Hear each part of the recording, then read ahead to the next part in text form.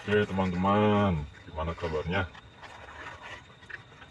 Oke teman-teman, sekarang saya berada di kebun Talas Pratama. Nah, ini saya sedang di dalam kebun Talas Pratama 1 dan Talas Pratama 2. Ini usianya sekitar 2 bulan setengah, tingginya udah 1 meter, 1,5 meter lah. Karena ada hujan jadi nampak segar dan daun-daunnya juga udah mulai tinggi. Di sini saya akan menjelaskan beberapa hal terkait jamur yang suka menyerang tanaman talas, apalagi di musim hujan. Ada beberapa trik yang bisa saya sharing, walaupun belum tentu efektif, tapi itu yang biasa saya lakukan. Pertama, cara penanggulangan biologis, yaitu secara manual atau alami, yaitu dengan membersihkan gulma-gulma di sekitaran tanaman. Jangan sampai ketika musim hujan gulma atau rumput-rumput di sekitaran tanaman itu banyak, sehingga ketika air hujan itu tinggi maka kelembaban juga akan tinggi. Disitulah jamur akan berkembang biak secara pesat. Yang kedua, menggunakan fungisida. Untuk di musim hujan biasa saya menggunakan antrakol atau ditan, tergantung, bisa di rolling, bisa antrakol atau ditan. Itu untuk mengurangi jamur yang sudah menyerang. Nah, jika masih bisa ditanggulangi dengan penyiangan rumput, lakukan itu dulu. Kalau misalkan sudah tidak bisa, bisa dibantu dengan pencegahan dengan menggunakan antrakol atau ditan.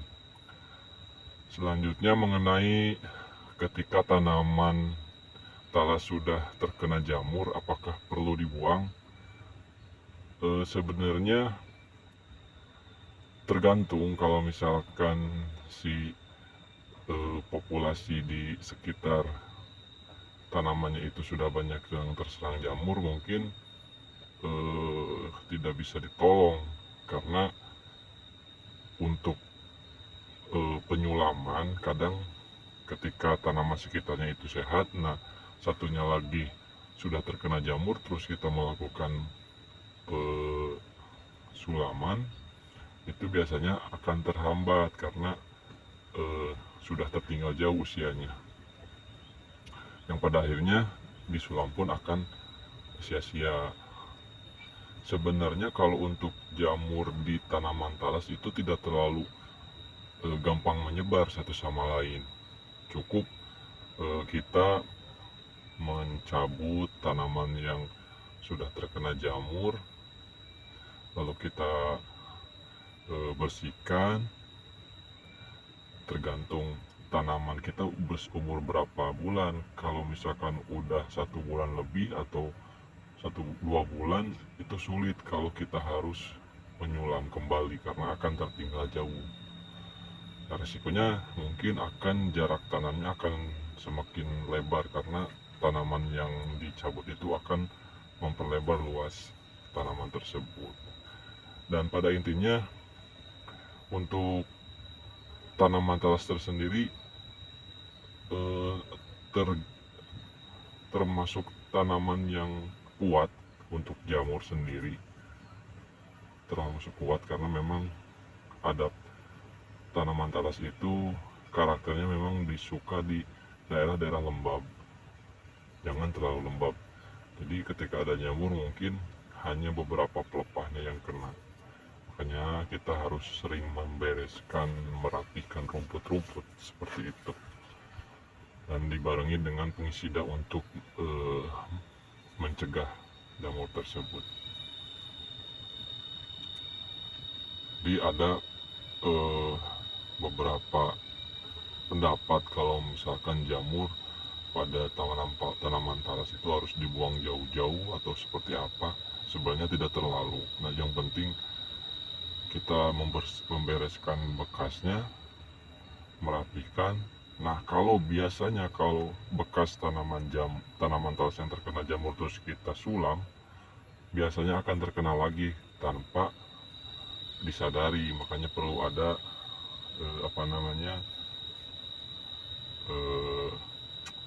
perawatan dulu. Misalkan kita bisa menyiram dulu dengan cairan fungisida atau dengan namanya apa itu, mikorija atau apalah sejenisnya, untuk mengurai atau menghilangkan jamur yang ada di dalam tanah itu. Tapi untuk sampai saat ini memang belum pernah saya alami jamur yang begitu meluas pada tanaman talas. Jadi tanaman talas itu termasuk yang kuat akan jamur, biasanya seperti itu. Yang banyak terkena itu biasanya daerahnya kelembabannya tinggi, si rumput atau gulmanya tidak dibersihkan, otomatis seperti itu. Oke teman-teman, kita bisa lihat tanaman talas saya di sini. Nah, ini seperti ini, udah lumayan cukup besar ini. Terus di sana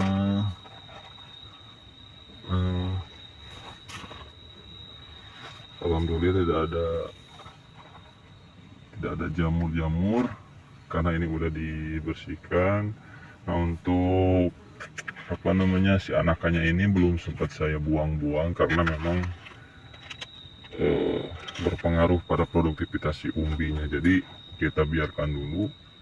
Nanti kalau udah beres semua pembersihan gulma, mungkin ini kita bisa disemai lagi atau kita jual atau kita apakan lah. Yang penting dalam satu pohon itu minimal satu lah anakan untuk nanti kita bisa tanam lagi di musim setelah ini panen. Nah, ini kita bisa, ini kondisi talasnya subur karena ada hujan seperti itu. Oke teman-teman, dikarenakan saya mau ada pekerjaan membersihkan gulma, video selanjutnya kita akan lanjutkan lagi. Terima kasih. Baik teman-teman, lihat ini anak talas pertama. Kenapa saya potong ujungnya ini indukannya, karena untuk mengurangi penyerapan nutrisi pada anak talas sehingga ini bisa maksimal. Bisa juga kita cabut untuk memaksimalkan indukan. Kan tetapi karena kita butuh anakan, jadi cara simpel untuk mengurangi nutrisi masuk ke anakan itu dengan dipotong ujungnya, itu teman-teman. Dan ini contoh kuludan yang sudah saya bersihkan seperti ini. Ini berfungsi untuk mengurangi kelembaban sehingga penyakit jamur tidak akan muncul ke kebun.